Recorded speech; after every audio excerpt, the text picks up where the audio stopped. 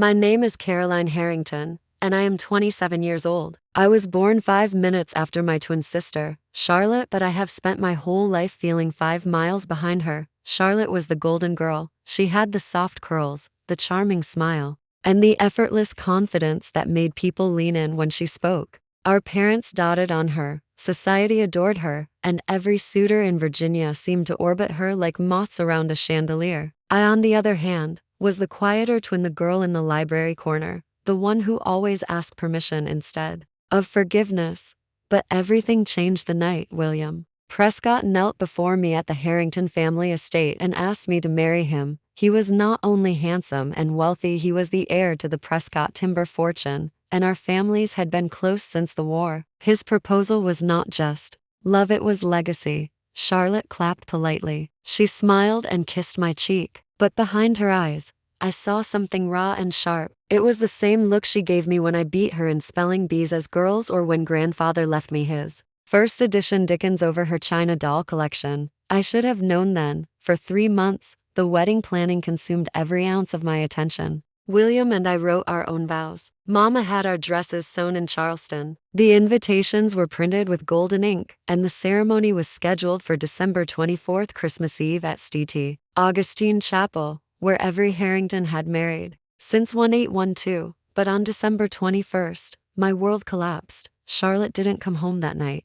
Neither did William. On the morning of December 22nd, I found a letter on my vanity table. It was written in Charlotte's looping script. Caroline, I didn't mean for this to happen, but we couldn't lie anymore. William and I are in love. I'm sorry, truly, I am. Please don't make this harder than it already is. Charlotte, I didn't cry. Not then. I stood at the window of my childhood room and stared out across the estate, blanketed in snow. I waited to feel pain, rage, grief, but all I felt was quiet. Like the air right before a storm, the whispers began that evening. The Harrington house staff fell silent when I entered a room. Mama wouldn't meet my eye. And father? He called me a disappointment, as if Charlotte's betrayal was somehow my fault. They said it would be best if I left before the wedding. They said I shouldn't make a scene, that the family's reputation mattered more than any emotional outburst. That night, I was told in so many polite, poisonous words that I was no longer welcome. On Christmas Eve, Charlotte would walk down the aisle in my gown, say vows I wrote, and sign her name where mine was supposed to be, and I would disappear. But they didn't know I had one more name left to sign. You see, while everyone focused on white dresses and champagne flutes, I had been quietly meeting with grandfather's old solicitor in Richmond. His name was Mr. Tilley, and he had discovered something. Years ago, our grandfather Silas Harrington created a trust, a vast one. It included the family estate, timber shares, and a series of overseas accounts no one had touched since 1907. The trust had one condition: it could not be touched by any heir unless administered by a legally appointed guardian. For decades, that guardian had been my father, but grandfather made a change just before his death. He named me, on December 23rd. In a small office lined with ledgers and gas lamps, I signed the papers. At 10 to 12 p.m., I became the sole legal guardian of the Harrington Trust, and no one, not Charlotte, not my father, not even the smiling snake named William, had the faintest idea. They took everything from me.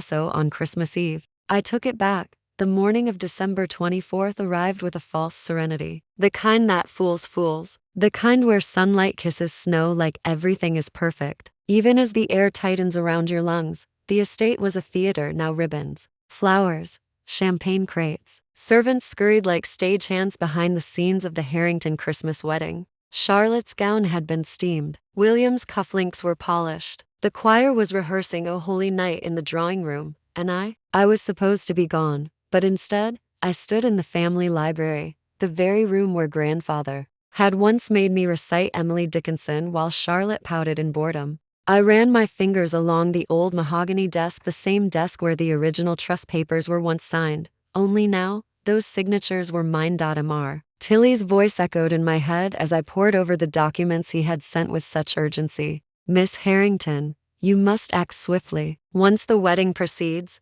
they may contest your position. But as of now, you are the sole administrator of the Harrington Trust. All family assets, land, titles, income, they're under your legal authority. I had stared at him that day, my hands trembling only slightly. Even the estate? I had asked. Especially the estate, and now I had choices. I could walk into that chapel and stop the wedding. I could announce the betrayal, demand my place back, and let shame do what shame does best, burn. But that wasn't enough. That wasn't the justice I wanted. I didn't want their pain. I wanted their silence. I wanted them to sit in comfort and watch their world reshape around them without ever realizing the strings were now held by the girl they cast out. I didn't attend the ceremony. Instead, I had my own tea 3:00 p.m. while Charlotte walked down the aisle in lace she hadn't earned. I walked into the Richmond County Courthouse. I wore a gray wool coat and carried a folder that might as well have been a sword. The judge didn't blink when I handed over the.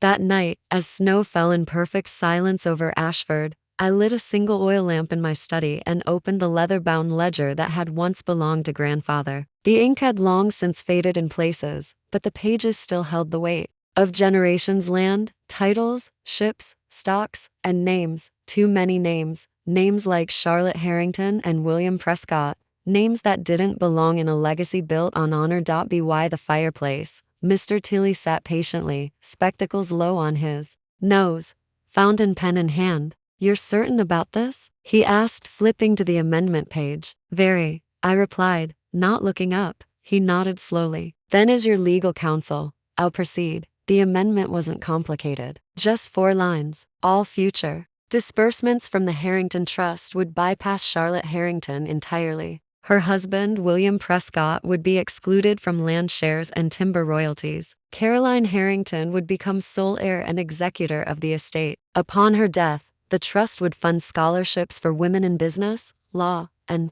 land ownership. Their legacy rewritten, not in anger but in resolve. The ink dried by midnight. The snow deepened. Somewhere across town, Charlotte probably lay beside her new husband in the master bedroom of a house she no longer owned, dreaming of champagne and silk sheets while I, the ghost she tried to bury, rewrote the ending. Mail. This to father, I told Mr. Tilley, sealing the envelope with wax. He took it gently. "May I say something, Miss Caroline?" I raised an eyebrow. "You always do." He smiled. "I've worked for this family for 42 years, but in all that time, I've never seen a Harrington act with this much grace under betrayal. You didn't burn it down. You outgrew it." I felt my throat tighten. It was the closest thing to praise I'd received in years. "Thank you, Mr. Tilley. You've earned it." The next morning, I went walking. Ashford was quiet on Christmas Day. Families bundled in coats, shop windows frosted over, the town square lit with evergreens and brass lanterns. I passed a church where children were singing carols, their voices high and sweet against the cold, and I thought of Charlotte, not out of bitterness, but clarity. She had always mistaken cruelty for power. She thought stealing a fiancé was conquest. That charm could replace character. That wearing the crown made her queen, but queens don't cry fraud when the ink dries in someone else's favor, and that's exactly what she did. By December 27th, the letter had reached my father. 3 days later, Charlotte stormed into Mr. Tilley's office, demanding answers. She shouted. She wept. She threatened legal action, but none of it mattered, because every piece of paper had been filed, every ledger stamped, every amendment sealed, every witness signed. She didn't lose her inheritance. She gave it away when she gave away her integrity. The town of course talked. Small towns always do. But for once, they didn't talk about me with pity. No longer the poor jilted twin. No longer the quiet sister in the background. Now, they called me Miss Harrington, the woman who survived betrayal and built something stronger. But I hadn't built it alone, because just 2 weeks after the wedding, while the town was still buzzing over Charlotte's fall from grace, someone from my past returned. Someone I never expected. On the 11th day after Christmas, while I was sorting through the estate ledgers in my Ashford townhouse, a letter arrived. No wax seal, no family crest, just a plain envelope with my name handwritten in careful script. Inside was a single line. "I owe you more than words, but may I try?" Henry stared at it for a long moment. My heart didn't race, but it stirred like a candle, remembering the warmth of its last flame. Henry Caldwell. He had once been my friend. Perhaps more. Back in university, we shared books, coffees, and walks across foggy quads while our classmates rushed toward ambition. He was thoughtful where William had been proud, curious where William had been calculated. But when our family pushed for a proper match, Henry had quietly stepped back, not wanting to cause scandal between the Harringtons and his modest farming family in Bellemere. That was 5 years ago. I never expected to see his name again. But that afternoon, just as the town square clock struck 3, there was a knock on the door. He looked the same, and yet older, broader in the shoulders, dust from the road still clinging to his coat. His eyes, blue as ever, met mine with both hesitation and something else, admiration. "Caroline," he said softly, "may I come in?" I nodded, stepping aside. He entered with the quiet respect of someone who knew what it meant to be allowed. "Back. I read about what happened," he began. "About Charlotte and William." I didn't want to reach out while it was still fresh. But then I heard whispers. "About you taking over the trust. About the will." I folded my hands. "And you thought what? That I'd finally grown teeth?" He gave a sad smile. "I always knew you had them. I just hated that the world made you use them." We talked for hours. About the years in between. About my rise and their fall. About his family's struggling orchards, and how his father had passed the year before. How he had spent the last 2 years writing under a pen name essays on integrity, legacy, and what women inherit when men betray them. "They're calling you a storm," he said. "Let them," I replied. "Storms clear the air." He laughed softly. Later that evening, I offered him tea in the parlor. As the fireplace crackled, I finally asked him the question that had been sitting in my mind like a stone.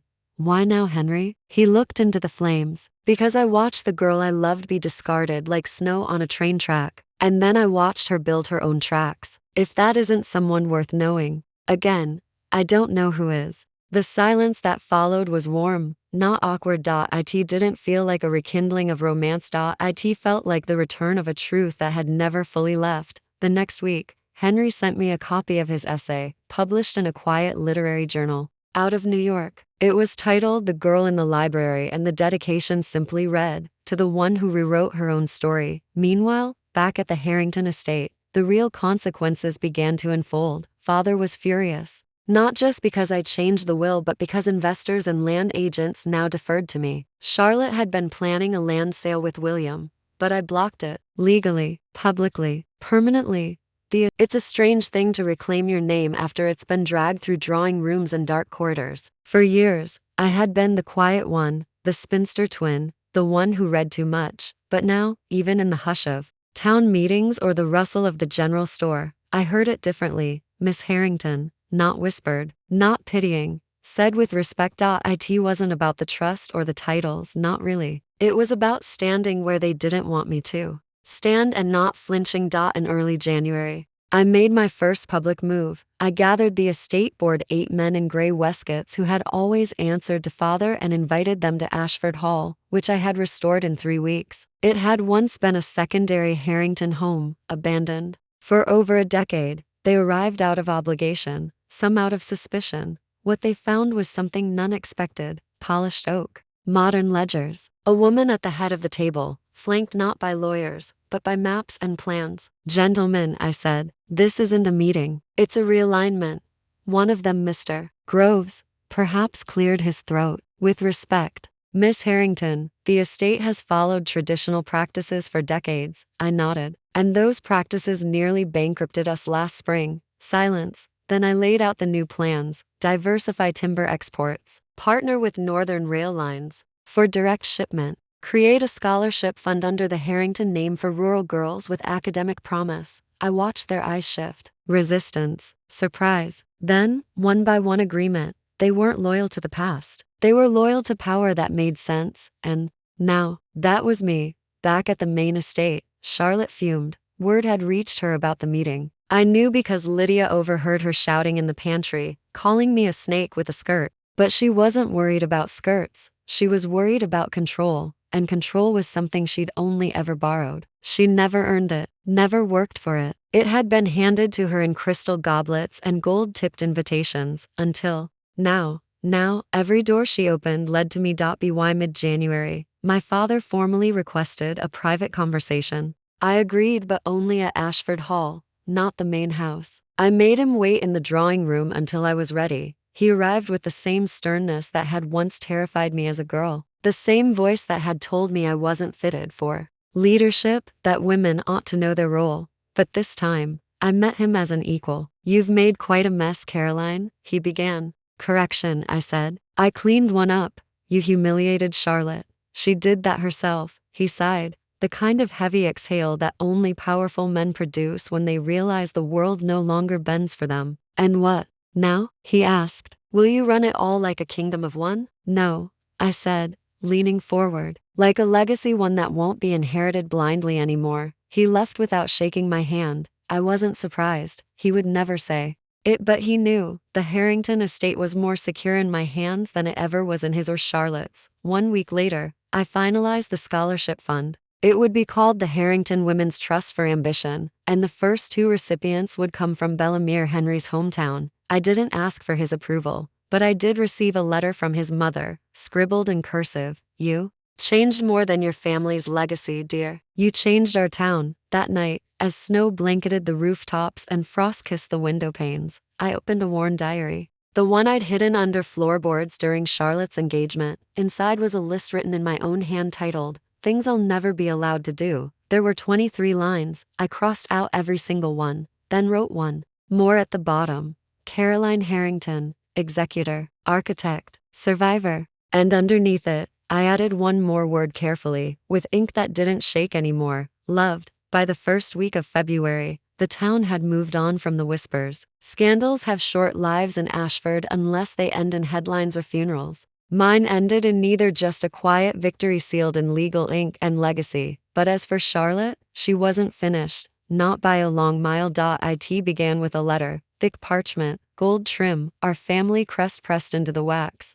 Delivered not by a servant, but by William Prescott himself. I found it on my writing desk one morning, after Lydia let him in out of habit. "You are cordially invited to the annual Prescott Harrington Winter Gala." The irony practically burned the page. The same event I had once been banned from attending, the one that began my unraveling last Christmas, was now open to me, signed by my sister. As if nothing had happened, I read the rest, unmoved. Formal dress required. Dancing to follow. A toast to family unity. Family unity. The same family who nearly erased me from their books and whispered about me in lace-covered parlors. Henry arrived that evening. I showed him the letter. He read it slowly, then set it down. "You don't have to go," he said. "I know, but you want to." He knew me too well, and so I went. The Ashford ballroom had changed little. Crystal chandeliers still hung from vaulted ceilings. The same orchestra played the same winter waltz, and the same society women glided through the room in dresses stitched for envy, not elegance. Charlotte stood near the grand staircase, dressed in emerald silk, laughing a little too loudly. William hovered nearby, his smile taut with performance, and then silence, because I had arrived. Heads turned, not because of what I wore, though the satin blue gown I chose did its job, not because of who stood beside me, though Henry, in his crisp charcoal coat, drew his own fair share of glances, but because they didn't expect me to hold my head up, and I did. Charlotte approached with that rehearsed smile she'd used since we were 16. "Caroline," she said sweetly, "how good of you to come." "You invited me," I replied. "Well, I thought after all we've been through, it might be time to mend." "Mend?" I tilted my head. "Charlotte, you didn't tear my hem. You stole my fiancé, then tried to erase me from our inheritance. Mending isn't enough." Her smile thinned. "You think you've won something?" "I didn't win," I said quietly. "I endured." That landed harder than any slap. Later, as the ballroom twirled, and laughter swirled through the air like snowflakes, I stood by the arched window and watched the night. Henry joined me. "You did it," he said. "No," I said. "I'm still doing it." He didn't ask what it meant. He already knew. At midnight, they made the family toast. William clinked his glass. To unity, tradition, and the Harrington name. He raised his glass toward Charlotte, then toward me. I didn't raise mine. Instead, I placed the glass gently on the tray beside me and turned toward the exit. Henry followed. Outside, the snow had begun again. Gentle, unhurried, but certain, like change, we walked home in silence. The kind of silence that speaks in more than words. And when we reached the steps of Ashford Hall, I turned to him. "Do you think I'm too cold?" I asked. The morning frost clung to the window panes as I sat across from Mr. Tilley in his small, cluttered office on Langdon Street. He was the estate's solicitor, not particularly warm, but painfully precise. He adjusted his spectacles and set a thick folder between us. "I would have called sooner, Miss Harrington, but I wanted to verify before disturbing you." "Disturb away," I said, folding my hands. "It's what this family does best." He offered a sympathetic half smile and opened the folder. Inside were the legal documents from the revised Harrington Trust, signed under full witness the week after Charlotte's betrayal. I knew them well. I had sat across this very table when the ink dried. "But now, Mr. Tilley pointed to a page I had never paid much attention to. "This clause," he said, tapping the parchment, "was inserted by your grandfather, one of the original drafters of the family trust." I leaned forward. The clause was written in faint, antiquated script, easy to overlook. "Should any trustee be found guilty of intentional deception or manipulation to defraud another heir, said trustee forfeits all access to the estate and holdings therein." "What does this mean?" I asked, though I had a sinking idea. Mr. Tilley looked me square in the eye. "It means your sister Charlotte violated the founding rules of the trust multiple times. So, he said slowly, she doesn't just lose her control, she loses everything." I sat back stunned. Not only had I secured my rightful share after being pushed out, but now the very structure of our family's legacy had turned against her. The same rules they used to keep me small would now be used to erase her. It felt surreal. Just cold. "Final. She'll fight it," I said quietly. "She can try," Mr. Tilley replied, "but the language is clear." I left the office in a haze of thought. Snow had begun to fall again, soft and undisturbed. Ashford looked peaceful, but under its white blanket, old roots were being pulled, and buried truths unearthed. I didn't go home right away. Instead, I walked to the Bellemere School, the place where I'd proposed the first Harrington scholarship. Two of the girls, bright-eyed and wind-chapped, ran across the courtyard as I stood by the gates. "Are you the lady with the book fund?" one asked. "I suppose I am. Mama says you changed the town." That stopped me cold. "Mama says you didn't get bitter. You got better. Back home." I found a letter on the parlor table. The envelope was thick, the seal black, Charlotte's handwriting. I opened it carefully. Inside were just 2 lines. "You've destroyed everything. I hope it was worth it." No apology, no explanation, just bitterness, dripping from the ink like venom. I burned the letter without reading it twice. Some words don't deserve echoes. The next week passed in quiet reshuffling. Charlotte and William left the estate. Rumors say they moved to Chicago, hoping to rebuild, but I knew them. They didn't build things, they clung to them.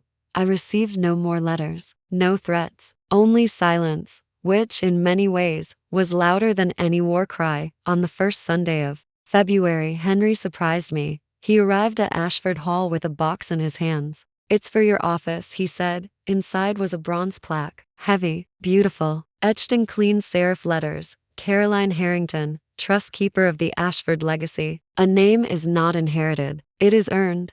I touched the cool surface. "You made this?" He nodded. "It's what I do now. When I'm not teaching, I carve truth into metal." That night, I hung the plaque above the fireplace. For the first time in my life, the walls around me felt like mine, not borrowed, not inherited, owned. But power doesn't rest forever. And on the eve of spring, a new letter arrived, this one from the state registrar. It wasn't about Charlotte. It was about something far older, a name I hadn't heard in years, my mother's.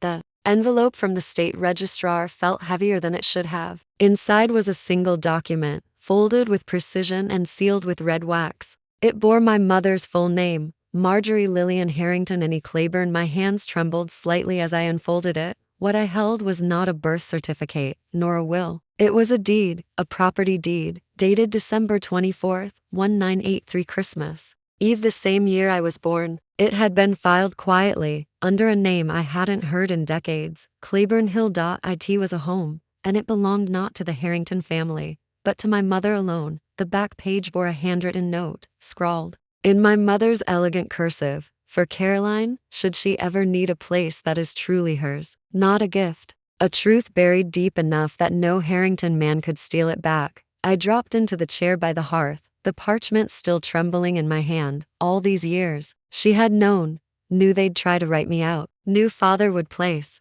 Charlotte above me. Knew the men in the family would only ever let me shine if I did it behind one of their names, and so she bought me my own name, quietly, legally, in stone and soil. I barely remembered Claybourne Hill. I must have been 4. The last time we went there, Mother used to sneak us away to the countryside when Father traveled, and we'd spend weekends in a little white cottage with wild roses climbing the walls. I thought it was a rental, but she owned it. The next morning, I took the train out of Ashford. The line was slow, weaving through frost-covered pines and over creaky bridges, until finally the landscape opened to rolling hills. The taxi dropped me off near a broken gate, overgrown with ivy and memory, and there it was, Claybourne Hill, dusty, weather-worn, but still standing. Inside, time had slowed, the wallpaper had faded, but the floors still smelled of lavender and cedar. The old upright piano sat untouched in the corner, and the embroidered pillow I once spilled ink on still rested on the window seat.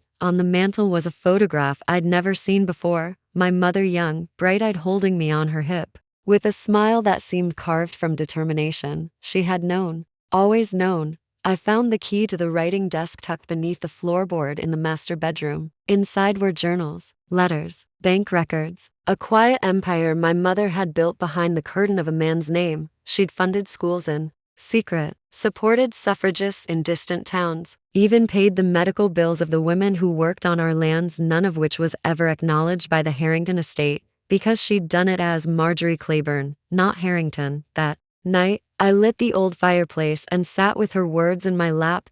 So much of my strength had come from rebellion, from resisting Charlotte, from proving Father wrong. But this was different. This was inheritance earned, not given, and it made me question everything I thought I'd already won. By spring, I had done something no Harrington had dared in over a century. I legally restored my mother's maiden name Claybourne and transferred the majority of my estate and philanthropic holdings under the Claybourne Trust. I didn't make a public announcement. I let the papers do the talking. The Ashford Herald ran the headline, "Heiress renounces Harrington name, claims matriarchal line." The whispers returned. Some called it treason, others madness, but one voice stood firm beside mine. "About time," Henry said, kissing my hand beneath the old oak tree at Claybourne Hill. It wasn't just about a name anymore. It was about an idea. I started hosting Claybourne circles, quiet gatherings of women from Ashford, Charleston, even as far as Richmond. They were daughters of seamstresses, librarians, nurses, and bakers. Many of them had been passed over for loans, promotions, or even proper education because they were just girls. At our first meeting, I told them, "We've inherited silence. I suggest we stop spending it," and they did. By May, Claybourne Hill had become a sanctuary. We funded scholarships, launched literacy programs, and even hired 2 young women to study estate law. Train the next generation to never beg for a seat. I told them, let them own the table. Then came the letter. This one wasn't from Charlotte. It was from the Board of Governors at Ashford University. I opened it slowly. Inside, a letter with sharp, clipped language. "We've become aware of your efforts to shift the Claybourne Trust into a funding institution. While we appreciate your contributions, we regret to inform you that your request to rename the university's main library has been denied." It stung. Not because I needed the recognition, but because I had quietly donated over $3 million to the very library that once refused my scholarship. I stared at the page for a moment, then folded it carefully. A week later, I walked into the registrar's office and signed a purchase contract for the entire library building. They had never protected it properly, some loop of estate debt, and paid taxes, and backdoor deals. "You can't do this," one trustee gasped. "I already did," I replied. "It's mine, and it's being renamed." The new bronze letters were installed that Friday, "The Claybourne Library for Women Who Were Told No," and underneath, a quote by my mother. "A woman's worth isn't measured by what she inherits but by what she builds when denied." On Christmas Eve, exactly 1 year after Charlotte married my fiancé and tried to erase me, I stood in front of that same library with a candle in hand, surrounded by students, strangers, survivors. We sang no carols. We read stories, stories of girls who were told they were too poor, too plain, too emotional, or too ambitious. Stories of those denied a voice but who carved their truth anyway. Henry stood beside me. "Do you regret any of it?" he asked softly, I looked around. At the library. At the roses someone had laid at the door. At the girl in the third row who mouthed my mother's quote like it was a prayer. No, I whispered. I lost a name, a sister, a fiancé, but I found a voice. Charlotte sent one last letter. Short. You've made your point. Merry Christmas. No apology, just acknowledgement. That was enough. As the crowd began to leave and snowflakes kissed my hair, I felt a calm I hadn't known since girlhood. Ashford hadn't changed, but I had, and through me so had 1,000 other girls. That night, in the quiet of Claybourne Hill, I wrote in my mother's old journal. They told me no, so I built a door, then a home, then a legacy, and below it, I signed, Caroline Claybourne, heir, architect, survivor. 1 year after reclaiming my name and reshaping my future, I was invited back to Ashford University not by the Board of Governors, but by the students themselves. A young woman named Lillian Rhodes, the daughter of a seamstress, had won the inaugural Claybourne Scholarship. She wrote to me with ink-stained fingers and fierce hope. They told me I'd never make it. Then I read about you. You built something from ashes, and now I believe I can too. The moment I stepped on campus, something felt different. Eyes didn't avoid me anymore, they followed with curiosity, with respect. There were whispers, sure, but no longer the condescending kind. My name had stopped being a scandal. It had become a symbol. In the courtyard, Lillian handed me a box. Inside was a pen, gold, sleek, engraved with the words, "For the woman who rewrote her story." They asked me to speak in the chapel that evening where I was once denied entry as a scholarship applicant. I stood before them, a sea of faces reflecting dreams and doubt, and I told them what no one told me when I was 19. You don't have to wait to be chosen. You can choose yourself. You don't need a man's name, a family's fortune, or permission to be powerful. You just need to stop believing them when they say, you can't. I paused, looking at the stained glass window overhead. Then I said what had lived in my throat for years. The Harringtons erased me. My sister betrayed me. My fiancé discarded me.